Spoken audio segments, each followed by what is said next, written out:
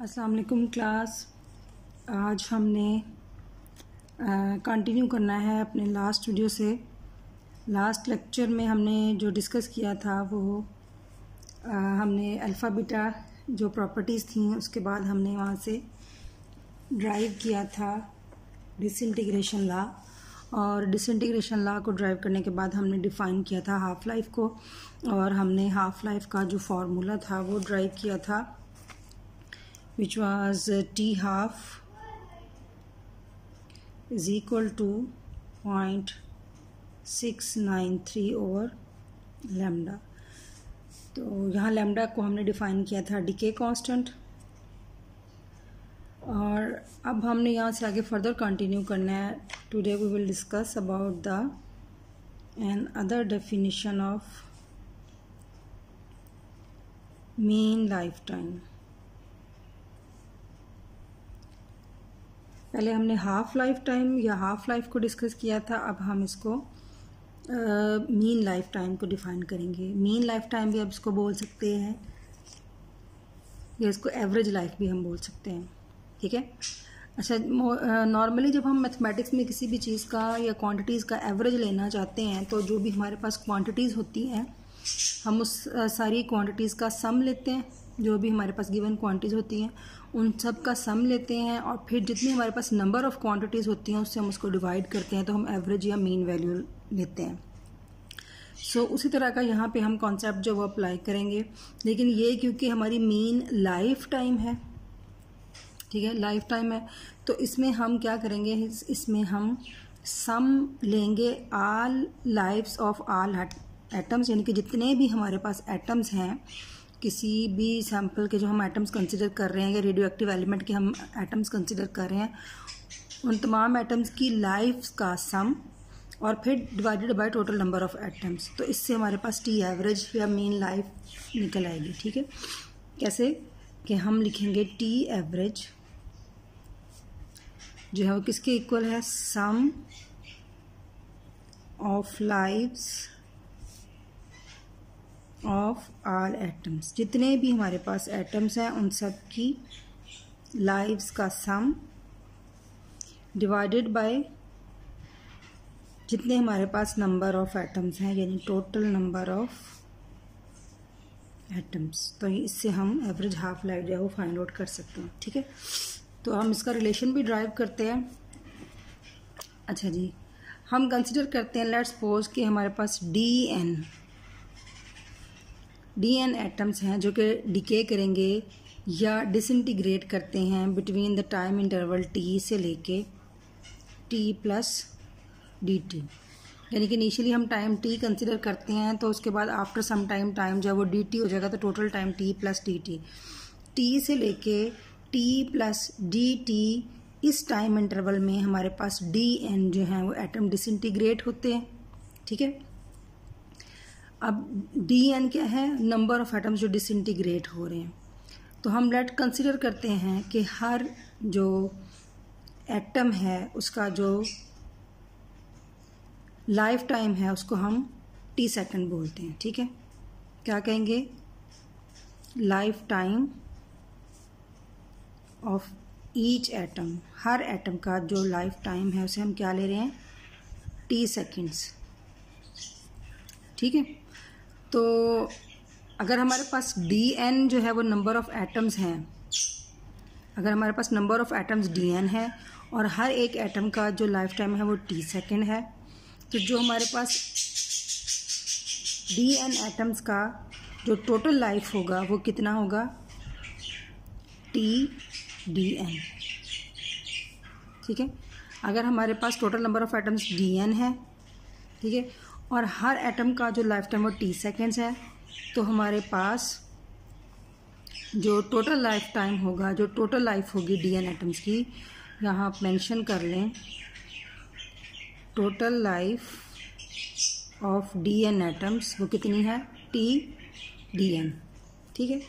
अब इसमें ऐसा भी हो सकता है कि कुछ एटम्स जो हैं वो बहुत जल्दी डिके हो जाएंगे, डिसइंटीग्रेट हो जाएं, उनके बारे में हम कहेंगे कि इनका लाइफ टाइम बहुत शॉर्ट है। और जो सबसे एंड में डिसइंटीग्रेट होंगे या लेट डिसइंटीग्रेट या डिके होंगे, हम कहेंगे कि उनका जो लाइफ टाइम है वो बहुत लॉन्गर है, इसलिए हम जो है किसी भी एलिमेंट के लिए हम एवरेज लाइफ टाइम का कॉन्सेप्ट जो है वो अप्लाई करते हैं। तो अब अगर हमारे पास नंबर ऑफ़ एटम्स जो हैं वो बहुत ज़्यादा हैं तो हम कह सकते हैं कि जो लाइफ टाइम होगा एटम का वो वेरी कर रहा है from 0 to infinity.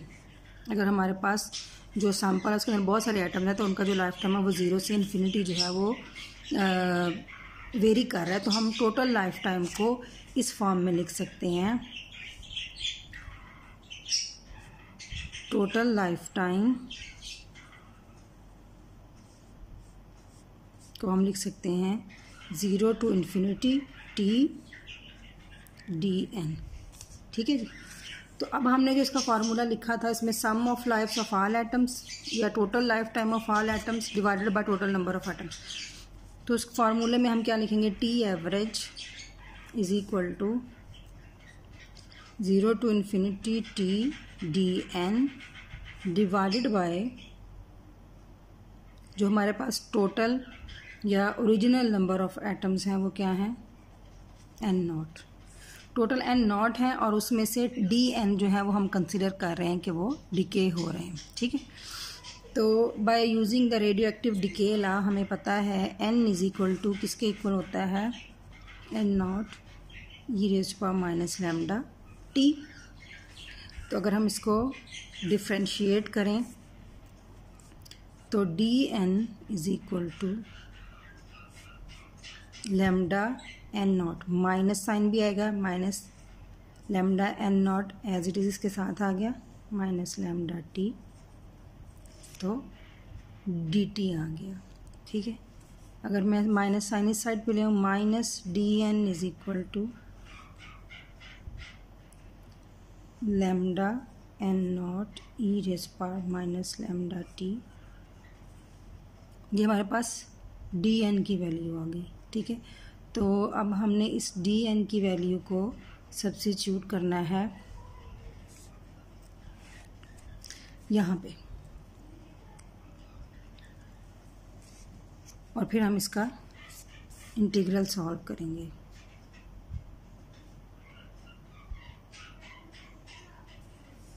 T average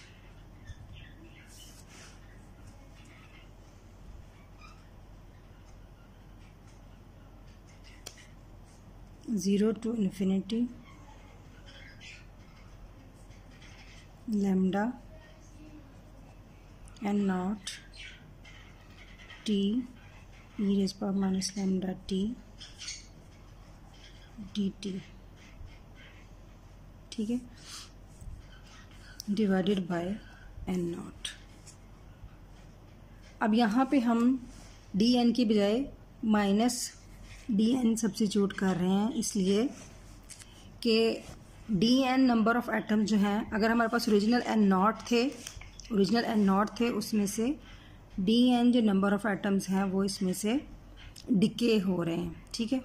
तो हम डी एन को माइनस डी एन से रिप्रेजेंट करेंगे। अगर आपको याद हो तो मैंने लास्ट लेक्चर में भी जब डी एन लिखा था तो उसको माइनस साइन के साथ लिखा था कि ये हमारे पास डिके नंबर ऑफ़ एटम है। मैं आपको एक दफ़ा इसको शो भी करवा देती हूँ। जो डिके रेट था हमारा उसको हमने नेगेटिव साइन के साथ शो किया था। ठीक है। तो यहाँ पे भी हम इसको डी एन की बजाय क्या लिखेंगे, जो डी एन की बजाय यहाँ पे हमारे पास ये माइनस डी एन है, तो इसलिए हम यहाँ पे माइनस डी एन की वैल्यू सब्स्टिट्यूट कर रहे हैं। ठीक है। तो एन नॉट जो है वो इंटीग्रल से बाहर आ जाएगा और एन नॉट जो है वो इसी स्टेप में मैं आपको बता रही हूँ, एन नॉट इंटीग्रल से बाहर आ गया, एन नॉट से कैंसिल हो जाएगा। हमारे पास 0 to infinity lambda t e raised power minus lambda t d t बच जाएगा। ठीक है जी। तो हम लैम्डा को भी इंटीग्रल से बाहर कंसिडर कर सकते हैं, कांस्टेंट है,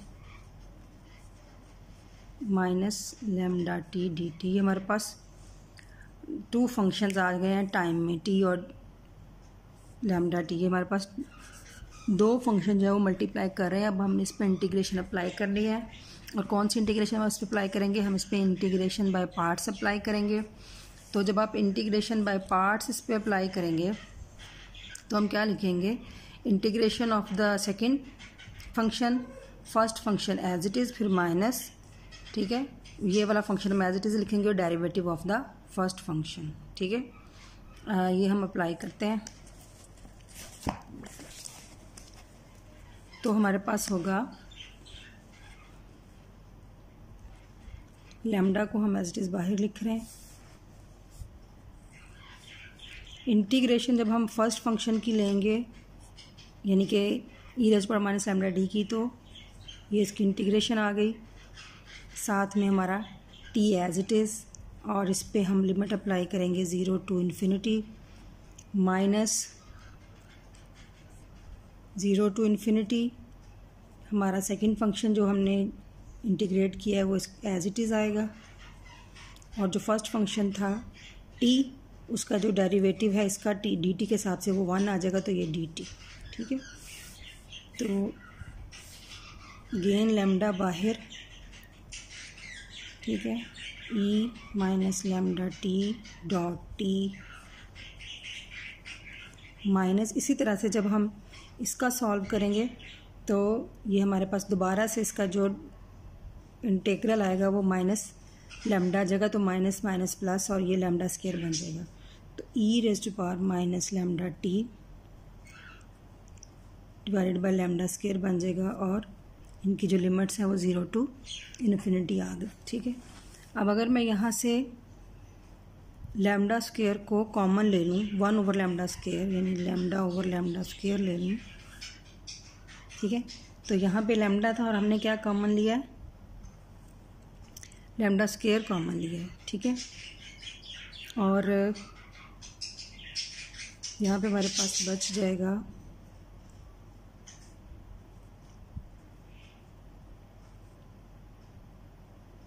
माइनस लैम्डा टी, ठीक है। तो यहाँ पे e⁻ as it is 0 to ∞, ठीक है जी। तो यहाँ से बच गया 1/λ, और अगर मैं यहाँ से कॉमन ले लूँ माइनस e⁻ को भी मैं कॉमन ले लूँ, तो ये बच गया λt + 1, और ये सारे के सारे पे लिमिट है 0 to ∞, ठीक है जी। तो अब ज़रा इस पे लिमिट हम अप्लाई करते हैं, थोड़ा इसको मैं और सिंपल वे में लिख लेती हूँ, λt + 1 e⁻ -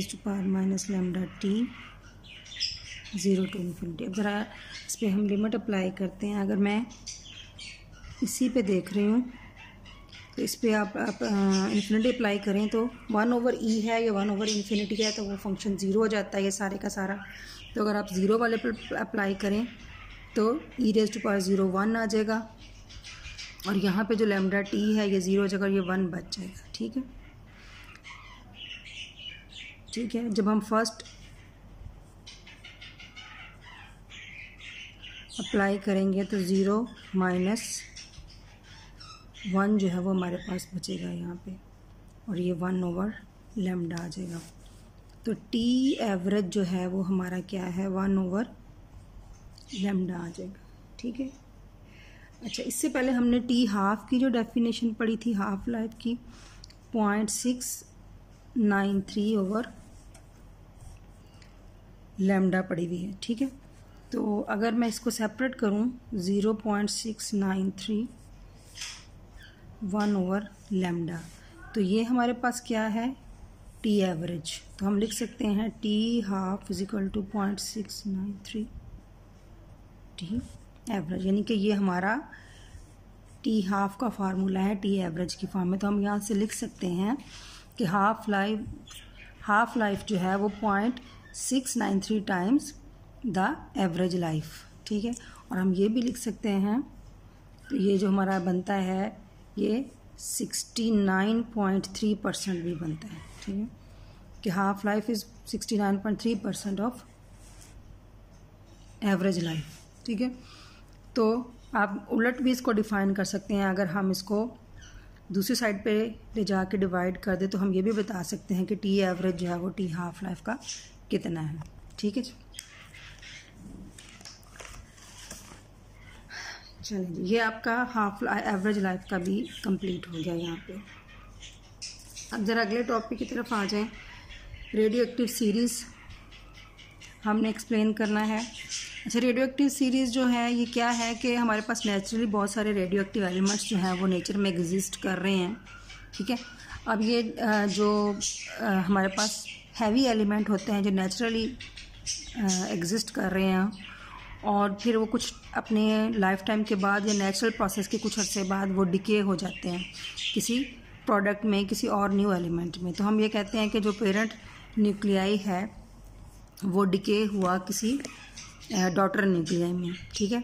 तो इस तरह से एक एलिमेंट जो है वो दूसरे में और दूसरा आगे फर्दर किसी और नए में, ये एलिमेंट जो हैं वो डिके होते जाते हैं by emitting different type of radiation, alpha radiation या गैमा रेडिएशन, ठीक।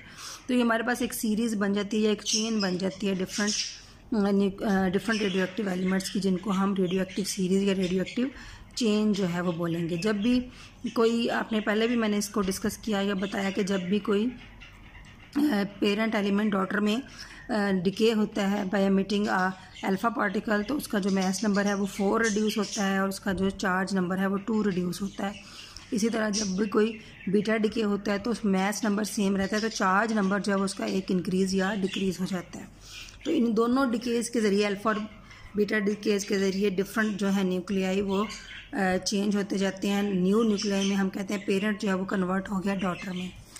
तो नेचुरली हमारे पास जो एग्जिस्ट कर रही हैं अभी वो 3 तरह की सीरीज़ हैं और इसमें हमारे पास है यूरेनियम सीरीज़ है, थोरियम सीरीज़ है, एक्टेनियम सीरीज़ है, ठीक है। ये तीनों हमारी नेचुरल डिके सीरीज़ हैं और एक और सीरीज़ हमारे पास है नेप्टोनियम सीरीज़, ये हमारे पास आर्टिफिशियली प्रोड्यूस सीरीज़ है। ये जो हमने यूरेनियम, थोरियम, एक्टेनियम या नेप्टोनियम जो है सीरीज़ के नाम रखे हुए हैं, ये इनके पेरेंट न्यूक्लियाई यानी कि जो हैवियर, सबसे पहला हैवियर पेरेंट न्यूक्लियाई है जो डिके होगा, उसके नाम के हिसाब से हमने सीरीज़ के नाम जो है वो रखे हुए हैं। फॉर एग्जांपल सबसे पहले हमारे पास यूरेनियम सीरीज़ है, तो इसका नाम हमने इसके पेरेंट न्यूक्लियाई यूरेनियम के नेम पे रखा हुआ है। इसका जो पेरेंट एलिमेंट है वो यूरेनियम 238 है, ठीक है। 92 उसका चार्ज नंबर और 238 इसका मास नंबर है। इसके बाद फिर ये सक्सेसिवली डिसइंटीग्रेट होता है अल्फ़ा और बीटा की वजह से और ये सीरीज़ चलती रहती है आगे तक और हमारा जो सीरीज़ है वो एंड होती है किसी न किसी स्टेबल प्रोडक्ट पे। तो यहाँ पे हमारा जो लेड है PB20682, ये हमारा स्टेबल एंड प्रोडक्ट है इस सीरीज़ का, ठीक है। इस सीरीज़ को हम 4n+2 सीरीज़ भी बोलते हैं, 4n+2 सीरीज़ भी बोलते हैं, ठीक है। 4n+2 सीरीज़ का मतलब ये है कि अगर आप इसके किसी भी मास नंबर को 4 से डिवाइड करें, किसी भी मास नंबर को 4 से डिवाइड करें और उसमें 2 रिमाइंडर आ जाए, तो हम बोलेंगे कि वो न्यूक्लियाई जो है वो यूरेनियम सीरीज़ से है, ठीक है। सिमिलरली अब थोरियम सीरीज़ है। थोरियम सीरीज़ को हम थोरियम सीरीज़ क्यों कहते हैं? क्योंकि उसका जो पेरेंट न्यूक्लियाई है वो थोरियम 232 है और जिसका जो मास नंबर है वो 232 और चार्ज नंबर 90 है। इसमें भी अल्फ़ा बीटा की सक्सेसिव डिकेज होते हैं और न्यू जो है वो डॉटर प्रोडक्ट्स बनते जाते हैं और जो एंड होता है ये लेड के आइसोटोप PB, ये 206 पे एंड होता है और ये 208 पे एंड होता है और इसको हम 4n सीरीज़ भी कहते हैं, ठीक है। इसके अलावा एक्टेनियम सीरीज़ है। एक्टेनियम जो है ये खुद हम कहते हैं कि नेचुरली एग्जिस्ट नहीं कर रहा। एक्टेनियम जो है ये प्रोड्यूस होता है as a daughter product of uranium 235, ठीक है। यूरेनियम 235 की डिसइंटीग्रेशन से एक्टेनियम जो है वो प्रोड्यूस होता है और फिर ये आगे फर्दर डिकेज के बाद एंड अप होता है लेड यानी PB207 स्टेबल प्रोडक्ट पे, ठीक है। इस सीरीज़ को हम 4n+3 सीरीज़ भी बोलते हैं, ठीक है। अब ये किस तरह से हो रहा होता है, ये जो सारी इन्फॉर्मेशन है हमें हर सीरीज़, इसको हमने रिमाइंड तो नहीं कर, मतलब रिमेंबर नहीं करना, इसको मेमोराइज़ नहीं करना, याद नहीं करना, हमें पता होना चाहिए हर सीरीज़ के बारे में, इसके पेरेंट के बारे में, ठीक है। इसकी पूरी इन्फॉर्मेशन जो है वो इस टेबल में मौजूद है। ये सिर्फ आपको दिखाने के लिए है, ये नहीं कह रही कि आपने ये पूरा टेबल मेमोराइज़ करना है। तो आप ये देखें, ये पहली सीरीज़ जो है यूरेनियम सीरीज़ है। यूरेनियम 238 जो है वो इसका पेरेंट न्यूक्लियाई, इसके बाद ये थोरियम में जा रहा है।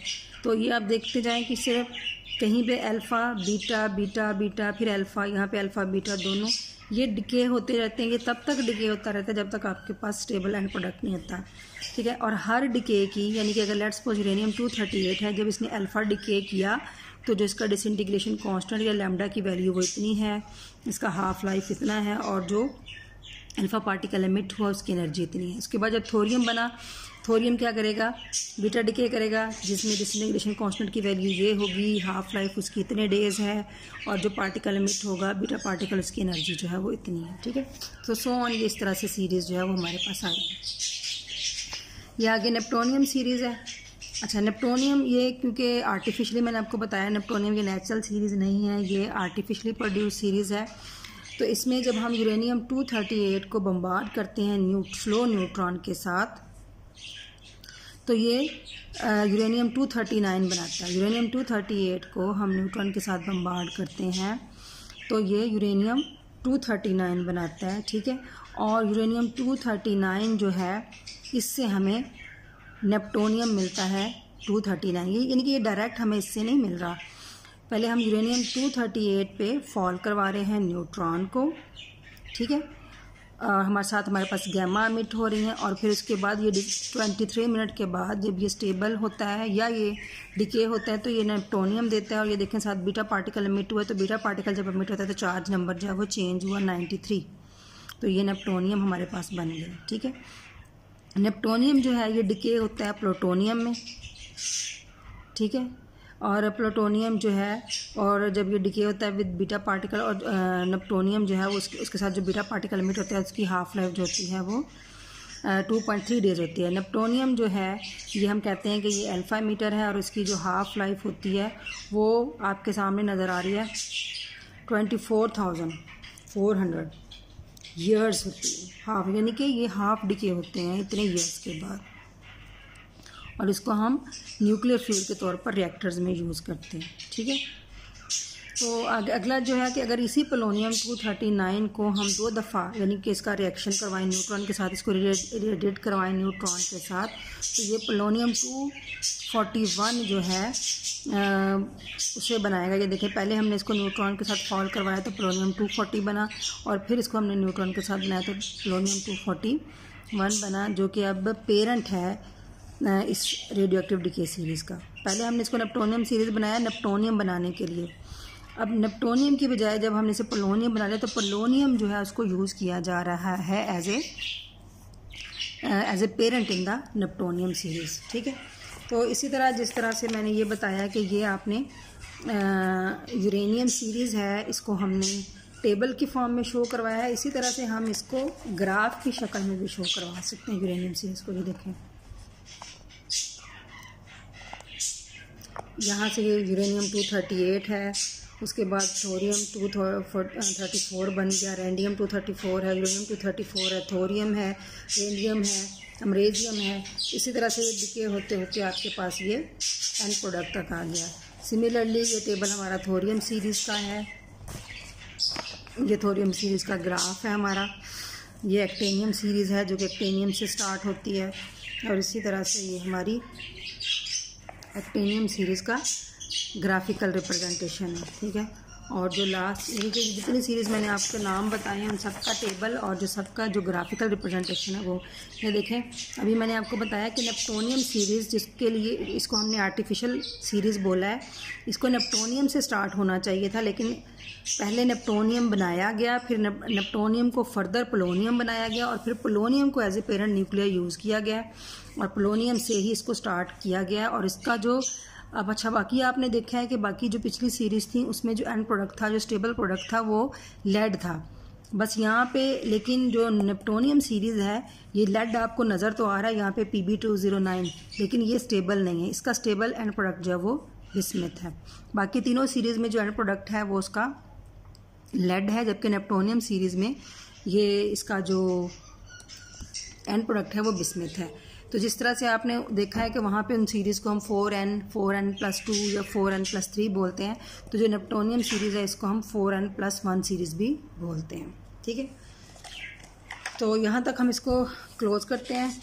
ये हमारे पास आज आपने 2 टॉपिक देख लिए हैं, इसमें आपने एवरेज हाफ लाइफ की डेरिवेशन भी देखी है और तीनों सीरीज़ का जो इंट्रोडक्शन भी मैंने आपको दिया है। इसको आप देखें ग्राफ्स को, किस तरह से एक एलिमेंट जो है वो दूसरे में डिके हो रहा है। ठीक है, अल्फ़ा डिके और बीटा डिके के ज़रिए। तो इसके बाद नेक्स्ट हम अगला टॉपिक जो है वो नेक्स्ट वीडियो में करेंगे सक्सेसिव डिके का।